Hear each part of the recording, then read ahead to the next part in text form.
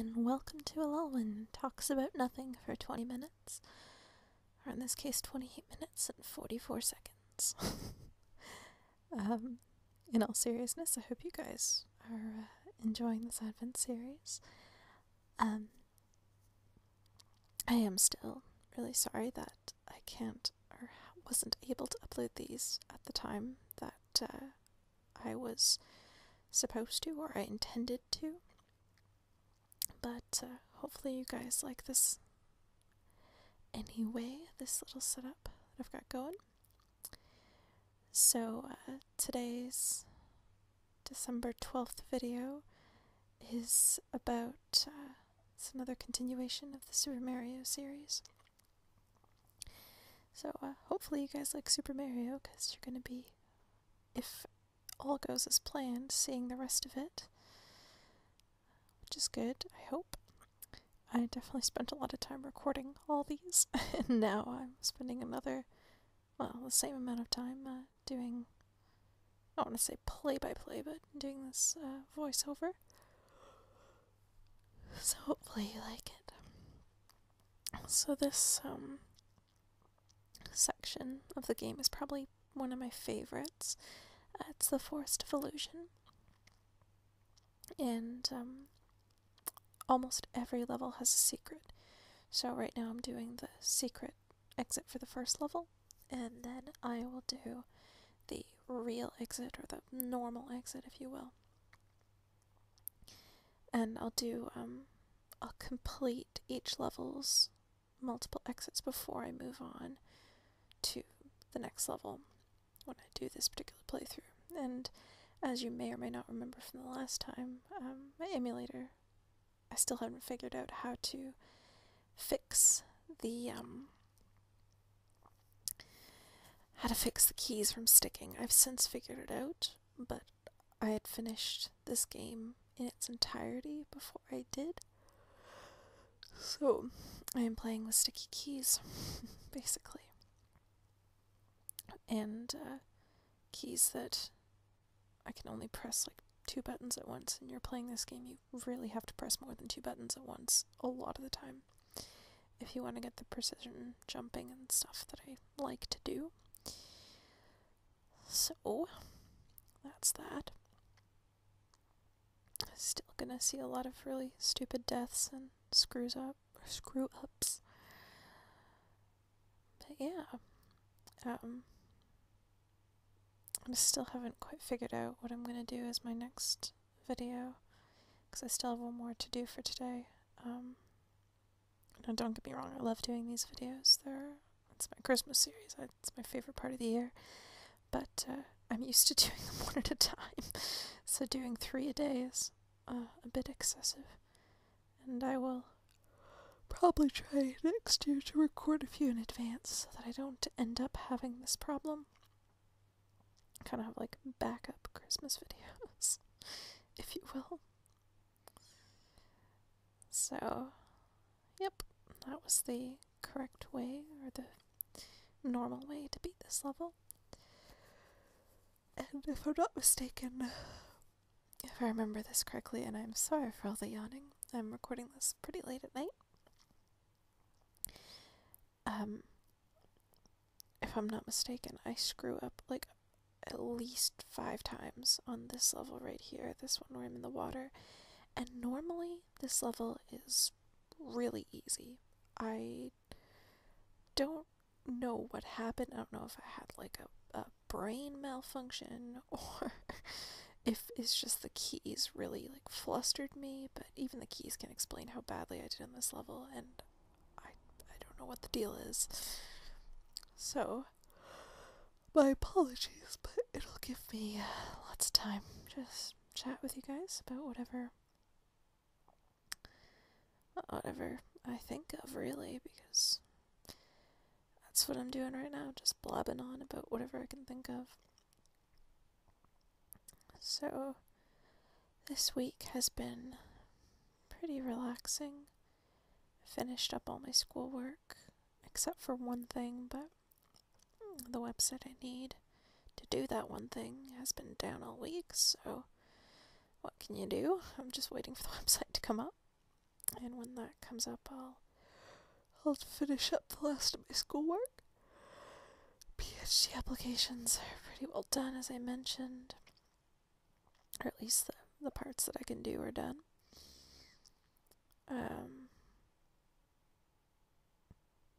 Let's see what else. Oh yeah, my husband figured out about the surprise, so I can tell you guys too, because he already knows. I don't have to worry about spoiling it. We're going to Norway in June. It's my husband's dream to visit Norway, because he listens to a lot of music from there, and he just loves Scandinavia and all things Scandinavia. So he's always wanted to go, so I managed to get a good deal and book us a weekend in Norway in June. So that's what I was doing pretty much all day yesterday, was trying to get that booked. So he's really happy. It was supposed to be a surprise, but he hates surprises. And he figured it out, because I told him outright, like, look, you can't know what I'm doing right now, it's a surprise. And then he's like, no, I hate surprises, you have to tell me, and I ended up telling him, which is okay, but oh my goodness, excuse me. Hopefully this yawning's making you sleepy too. But yeah, he's spent all the time when he's not at work trying to come up with other things for us to do while we're over in Norway this June. It's just a weekend, but it's enough time to do some stuff. So that's very exciting. If anyone has any ideas too, any like must-see things in Norway, let me know, and I'll pass on the message. I mean, this is an Advent series, so I suppose I should talk a little bit about Christmas. Wow, I'm sorry, I have a massive case of the yawns. But yes, Christmas this year will definitely be different. It's my first winter outside of Canada. So, I mean, in southern England, snow for Christmas is very rare. And snow just in general sometimes is kind of not common, at least not until February or January. So, I mean, where I'm from the east coast of Canada, it always gets like huge amounts of snow, because we're right on the ocean and all kinds of environmental things that I can't explain. But I'm used to like having had at least 2-3 snowstorms by now, and I usually have my big parka out and all this stuff. And I mean, the forecast, I think Chuck was saying that it's supposed to be 12 degrees on Christmas. Like, that is so weird to me. That is the strangest thing ever. I can't imagine it being above like minus 15. So it's weird for me that it's Christmas in 5 days and there's no snow and I can go out with a full jacket. Like, that seems wrong to me. But I can't complain. I got some Christmas presents in the mail from family back in Canada, and I actually got them quite early, so they've been staring at me for a couple weeks on top of my shelf, so I'm looking forward to seeing what they are. And I'm hoping one of them's a rice cooker, because I'm discovering that I'm really dependent on my rice cooker a lot more than I realized. And it would greatly improve my cooking if I had a rice cooker. So, fingers crossed that big box that I'm staring at is a rice cooker. So there we go, I finally beat that water level one way, and now I'm going to go screw up again. I think I screw up again. I can't remember, but I'm going to try and get the secret way this time. So, as you can see, I'm moving a lot faster through the level now. I'm not even trying to get all the Yoshi coins because I'm already fed up with it because I've screwed up so many times. I'm just trying to speed run the stupid thing. But, yeah. I'll go back to Christmas plans while I do this. I think Christmas Day is going to be pretty low-key. I have a friend who invited us to a party, but it's kind of last minute, so I'm not sure if we'll be able to do it because we already had set times to Skype with Chuck's family, with my family back in Canada. And my sister-in-law is supposed to have her baby at some point around Christmas time, so depending on when the fetus or the baby pops out. I don't know where fetus came from. Obviously, it's a baby when it's born, but anyway, you get the picture. Depending on when that happens, the Skype may be moved. So, yeah, we'll see if we make it to that Christmas party thing. And pretty much everyone else is either traveling or going home for Christmas around here. And that's the thing with university towns, right? They basically become completely deserted over any kind of holidays. So, in the summer, Christmas season, nobody. March break, nobody. So it's kind of interesting being in a town like that, because I come from a university town to a certain extent, but it's more a town where people come home from university. So that's going to be strange as well. And another thing that I'm finding odd being away from home for Christmas too is, I mean, the East Coast, people who are from the Maritimes of Canada know that for the most part, unless it's to go to Alberta for jobs, people just don't leave the Maritimes. Like, they all stay there. Most of my friends didn't leave until they went to med school. And yeah, most of my friends went to med school. It was a weird year, I guess, for students. Everyone was really bright. So, until they went to med school, like, for everyone's undergrad, I think I can think of one, maybe two people who left to do their undergrad in other cities outside of my province, or at least outside of, not outside of my province, but outside of the Maritimes. So people really, really don't leave, and very seldom do people not come home for Christmas. Like, even when I think of, like, friends, older siblings and stuff, they would always come home. So it's weird for me because my Facebook is kind of in transition right now. Maybe other people will have this experience. Let me know in the comments if you do.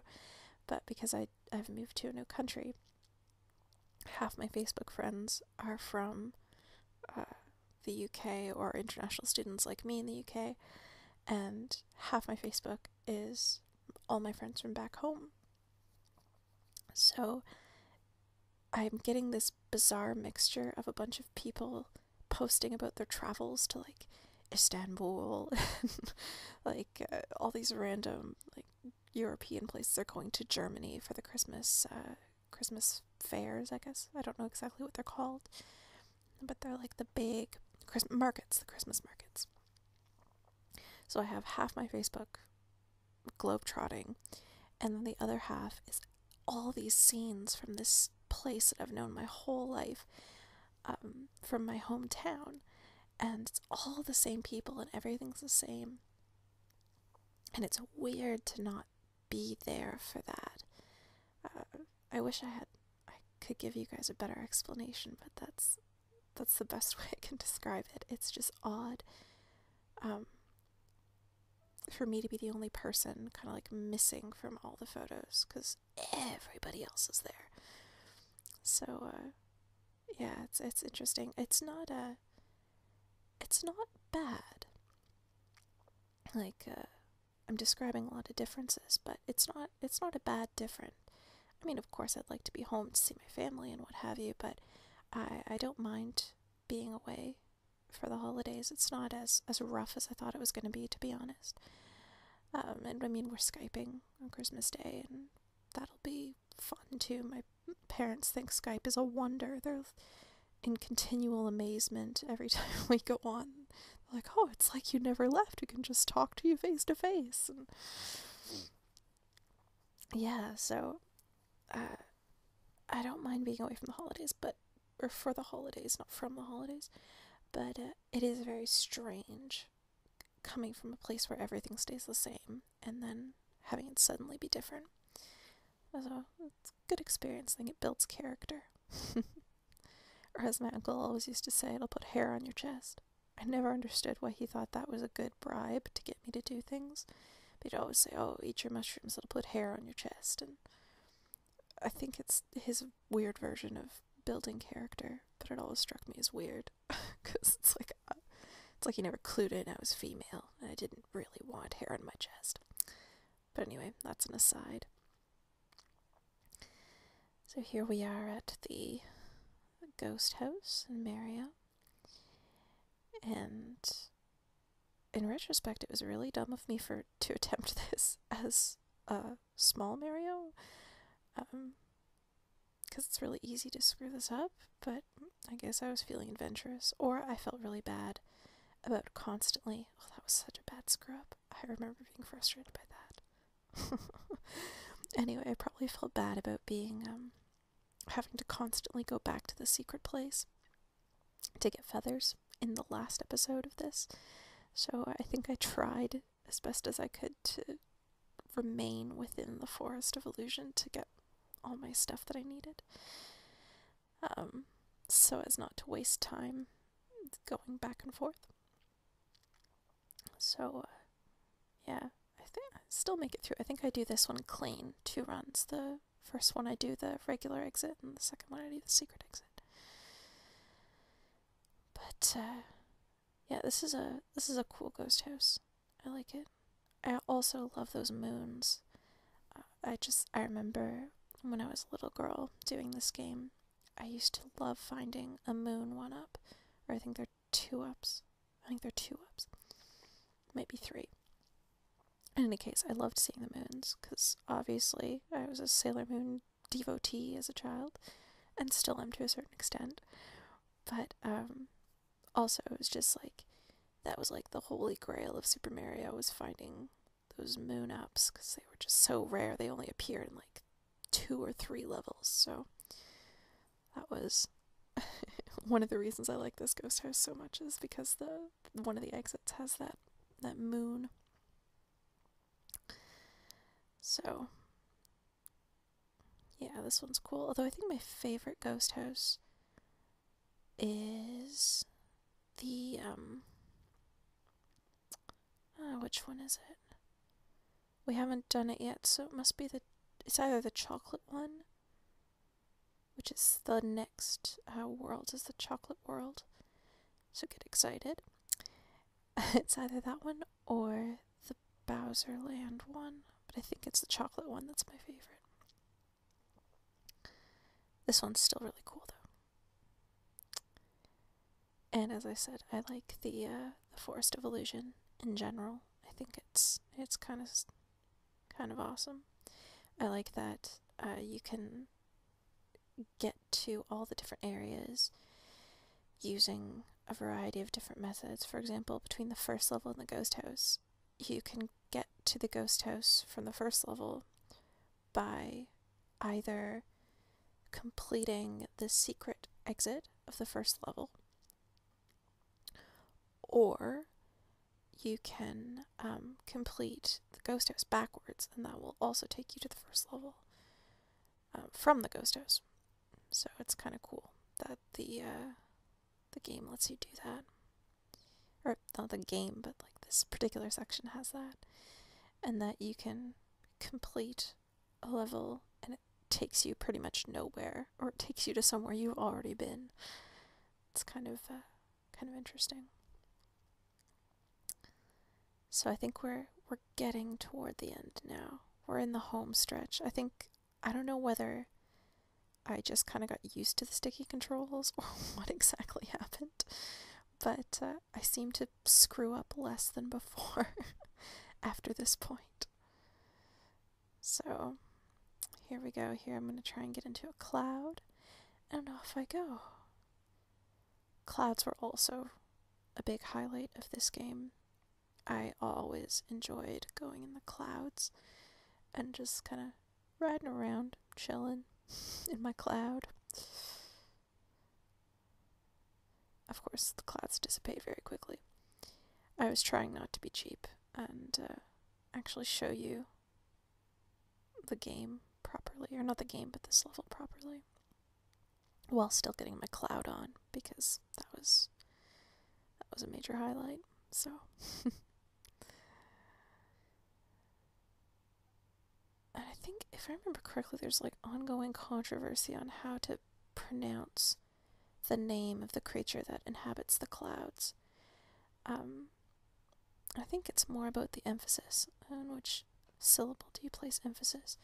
Now, I would always say Lakitu, but I've heard a lot of people say Lakitu, and I am not Japanese, so I don't know how it was intended originally in the origin language, or if it even was remotely similar to that syllable structure.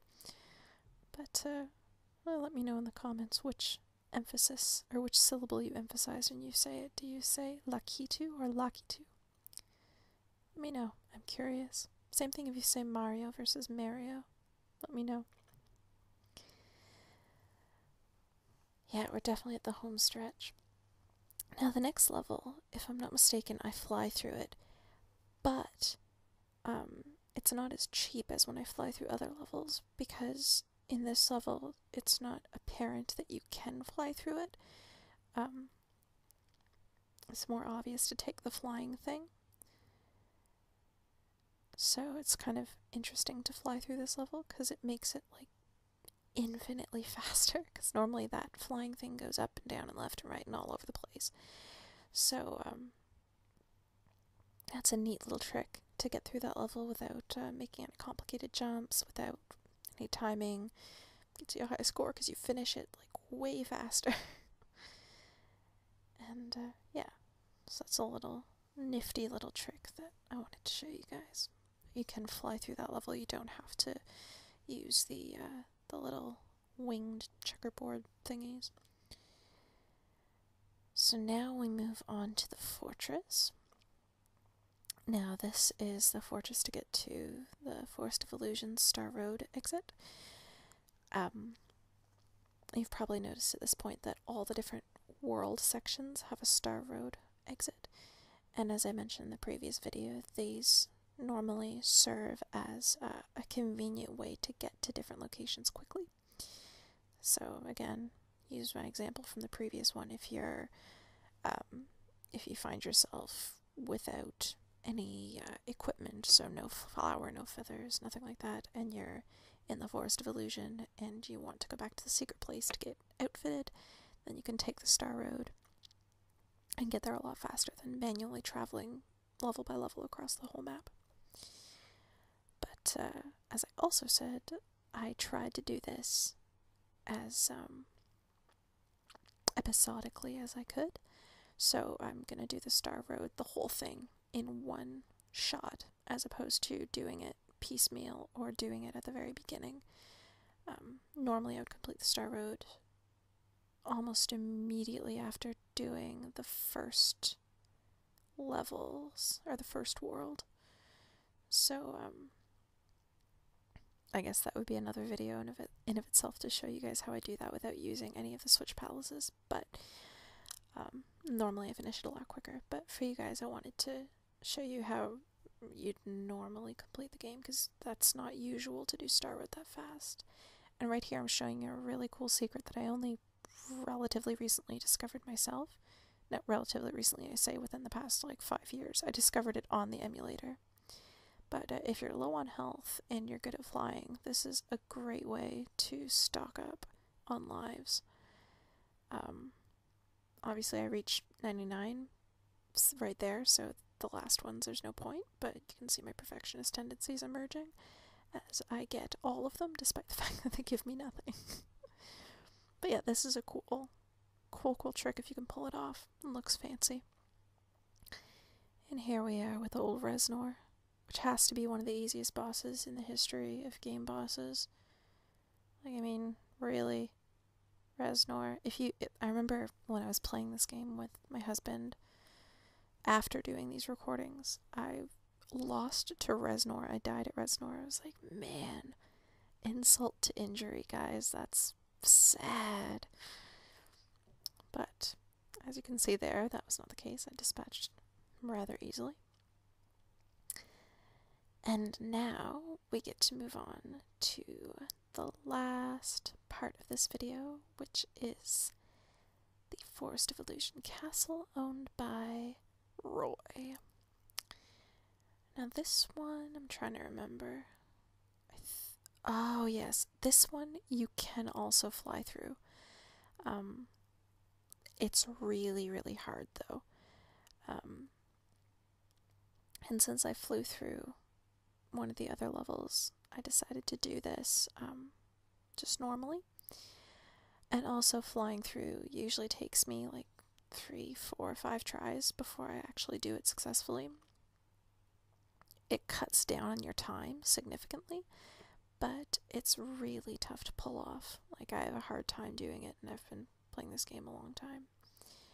So, but just to let you know that is an option. You can do it. Just be prepared to lose a lot of lives and make a lot of trips. Or, if you're using an emulator, do a lot of save state load states. Because it's not easy, but it is doable. But, I mean, doing it this way is not so bad either. Again, my controls, I'm cringing as I watch this. Normally I would never have hit that spike, but what can you do? So, we're almost, it's a quick castle. Even if you don't fly through, we're almost at the end. So, and I love that green block there. That is just the most conveniently placed thing ever. Because at this point, you've done kind of all the hard work, and you're more likely to have taken a beating in that first section, especially if you tried to fly through. And here is Roy. He is absurdly simple, as are most of the bosses. And here, I don't know what happens, but it doesn't work. So you actually get to see what he would normally do if you don't do it super fast. Do like a little dance, and then you whack him, and that is that. Thus endeth the Forest of Illusion. But this is my favorite castle ending, because you know how Mario explodes the castles, or blows up the castles in different ways. So this is my favorite way. So it stops. What's going on? I'm confused. Confused Mario. And kaboom. And then he soot Mario. Mario found his way through the Forest of Illusion and has put an end to Roy Koopa of Castle Number 5. Onward to the dangerous but tasty Chocolate Island. And that is where I will see you next time when I continue this series.